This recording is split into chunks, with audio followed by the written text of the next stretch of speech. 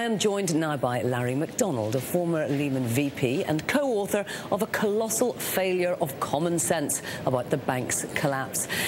First of all, thank you very much for joining us this morning, Larry. Just before we move on to talk about Dick Fuld yesterday, I would like to ask you for your take on what's currently happening at Goldman Sachs.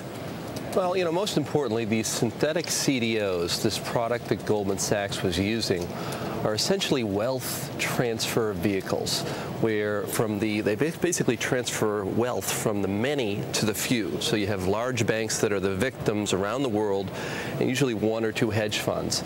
And there was testimony yesterday where Tim Geithner was trying to address this issue, and he was dancing around the issue of the importance of synthetic CDOs and these crazy 21st century financial products.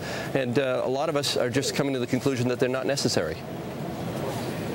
Indeed. Well, thank you very much for that. Let's talk a little bit more about Lehman's now. Dick Fuld said yesterday that Lehman's failure came from a loss of confidence. He testified that the firm had a solid plan, but that they couldn't convince the world about that. Do you think that's a fair assessment of what happened? Well, in my book, Colossal Failure of Common Sense, the inside story of the collapse of Lehman Brothers, as well as all the major accounts of this financial crisis, from Hank Paulson's book all the way down, everybody believes that Richard Fuld acted like Lehman was too big to fail.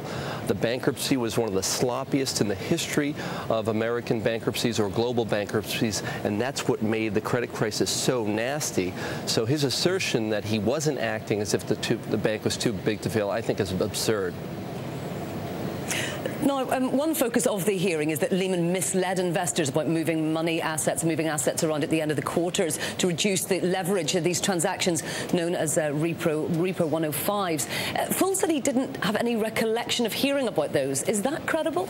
Well, so many people are, in direct contradiction to his testimony. I mean, our former president says that he walked Richard Fuld through repo 105s, and then Richard Fuld in the testimony claimed that Lehman moved treasury assets around, regularly, and that therefore he wasn't responsible for knowing about repo 105s.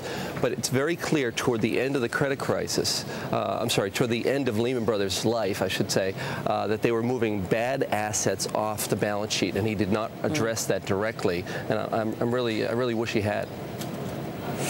In the end of the day, is this a story about a bad firm or about a bad CEO? Well, one of the things I say in my book, the failure of Lehman Brothers comes down to this one sentence. There were 24,992 people making money and 8 guys losing it. And unfortunately, most of those 8 guys are very close to Richard S. Fuld.